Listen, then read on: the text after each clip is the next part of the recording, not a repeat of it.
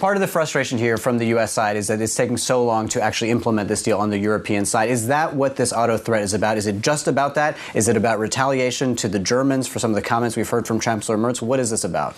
If you look at the president's Truth Social post, where he announced the increase of the tariff on automobiles, it specifically says the problem is the delay. There's been now, for nine months, the European automakers have benefited from the trade deal. They got the U.S. tariff on trades reduced to 15%. The United States has gotten no tariff reductions on anything over this 9-month period. We've gotten absolutely no benefits. The process was initially moving pretty quickly. The Commission approved the deal. The Council approved the deal. Looked like we were going to go forward.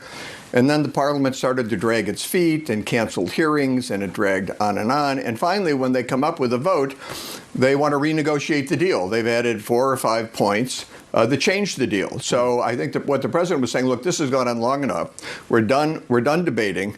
We are negotiating. We cut a deal. President von der Leyen and I cut a deal in July. Our representatives put it to paper in August. We cut the tariffs retroactive to August 1 on automobiles. You've done nothing for 9 months. So establish for us what the timeline is now for these conversations. We hear from the European Union they would like to get this accelerated, get it through by July. Is that fast enough for the United States? Would that be sufficient action to dodge those 25% tariffs? I don't know that July would be fast. That's a year. And that's a year since von der Leyen and Trump met and agreed to this. That's a long time. I think the president's saying he's pushing for something more rapid, something quicker. Really, all Parliament has to do is approve the deal. And then there's no need for trilogues because Council's approved it, the Commission's approved it.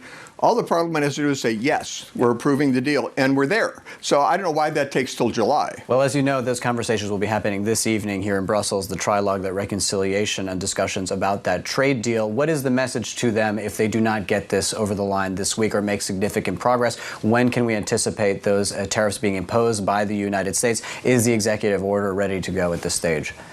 President Trump, in his Truth Social post, said within a week, I think. He said, or next week.